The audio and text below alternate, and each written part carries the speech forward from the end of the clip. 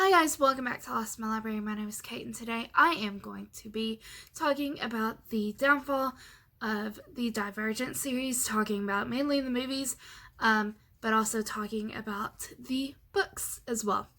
So, Divergent is a young adult fantasy dystopian series set in a world where you are of either five factions. They are mainly what they think wars are caused by. So there's abnegation, which is the selfless people, and so they think war is caused because of selfish reasons. There is candor, who are the truth people. They think that it's war is based because of lies. Then there's erudite, who is the kind of intelligent, learning all about knowledge. They think war is based off of ignorance. Then there is dauntless, which is the brave. So they think that based off of being a coward, basically. So that's the factions. Normally you fall into one of these factions, but if you fall into more than one, you are known as sometimes, and sometimes you find out you really just don't. And sometimes you find out you're divergent, which is a gene that causes you to be different from everyone else. And so we follow our main character, Tress, who is, in the beginning of the story, a abnegation, but then she was like, I'm going to, because then you get to choose on your 16th birthday. You take a test, and then that will tell you what faction you should join.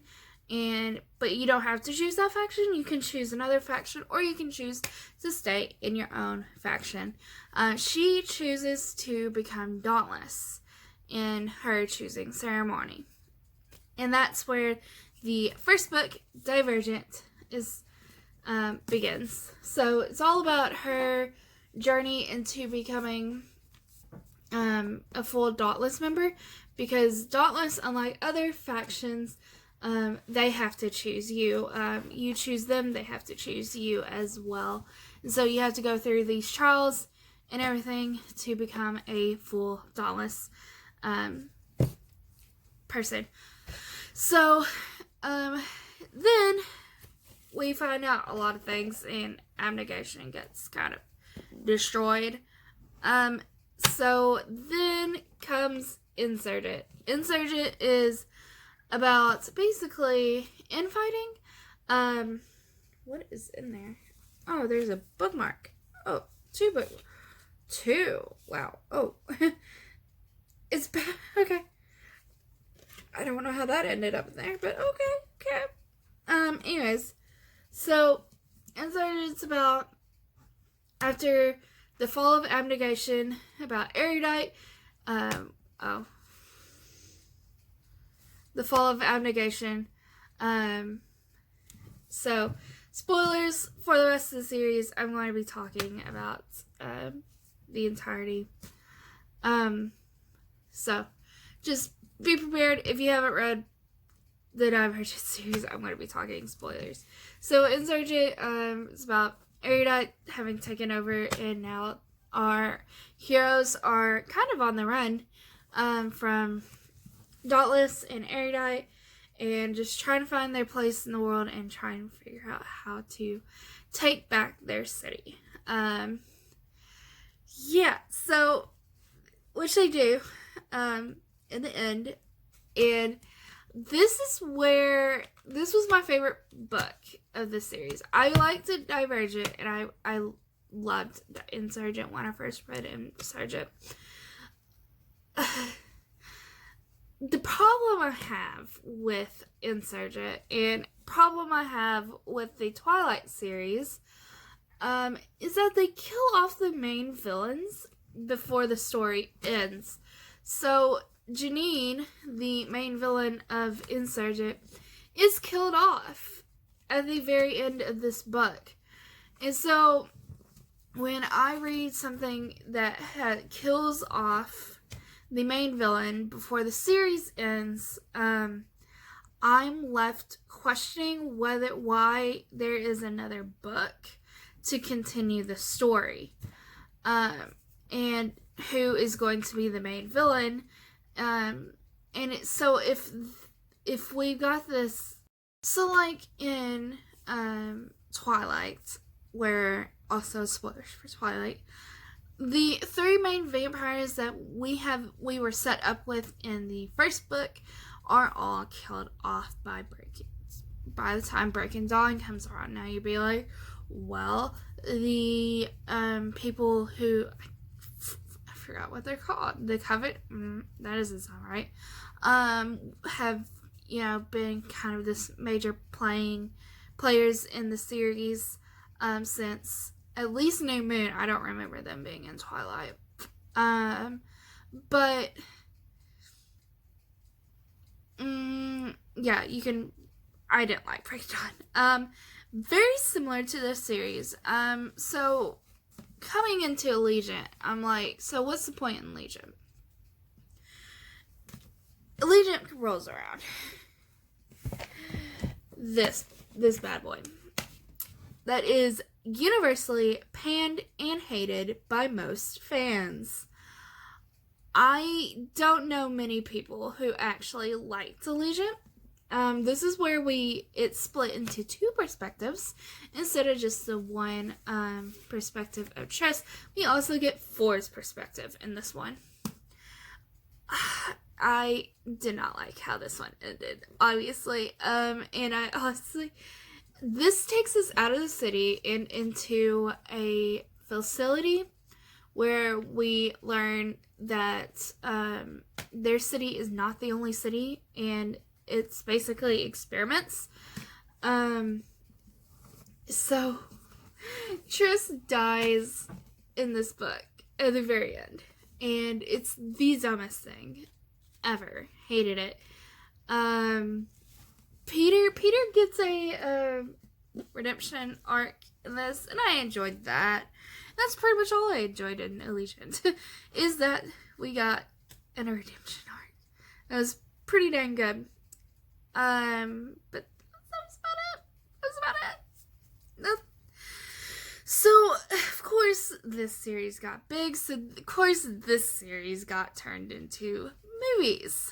So, Divergent and Insurgent got made with little to no backlash. They weren't great, but they weren't the worst adaptations. Percy Jackson, Artemis Fowl, sorry. Obviously, they're the worst of the worst. Aragon.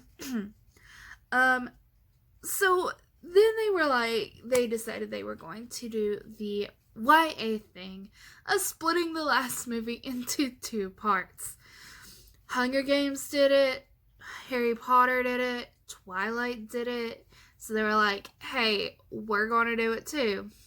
The thing is, this is so universally hated by fans that you want to split this one into two.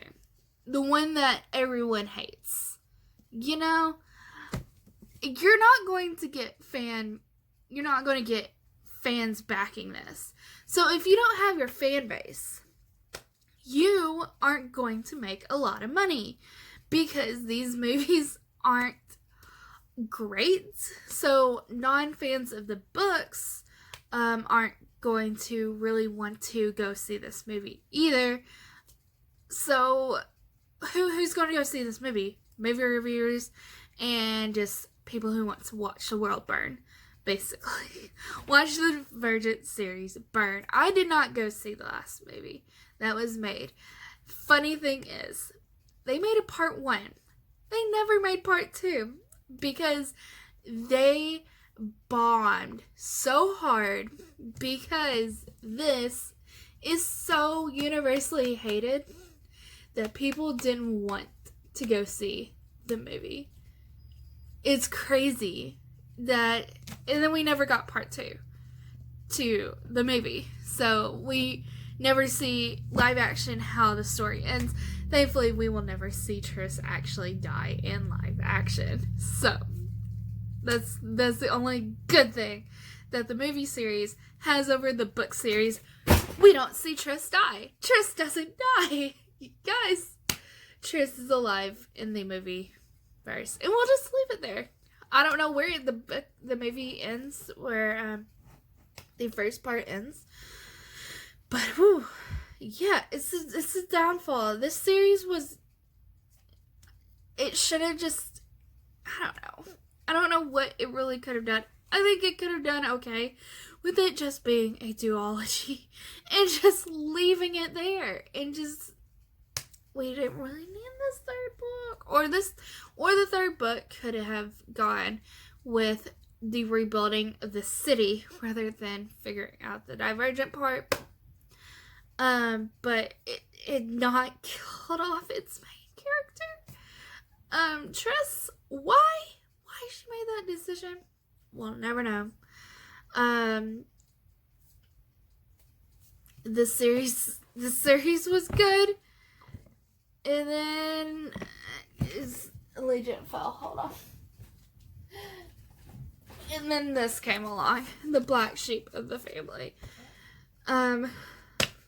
If you like this book, please tell me and why you like this book. I might like it if I ever reread this book. I doubt it.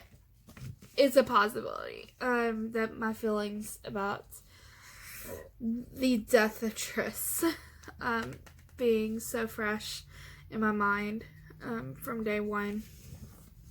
I don't know. I think I was spoiled. So I knew going into the ending what was going to happen. And so I had some... I didn't like this book from like for most of it, because I knew where it was heading, and I was just nope.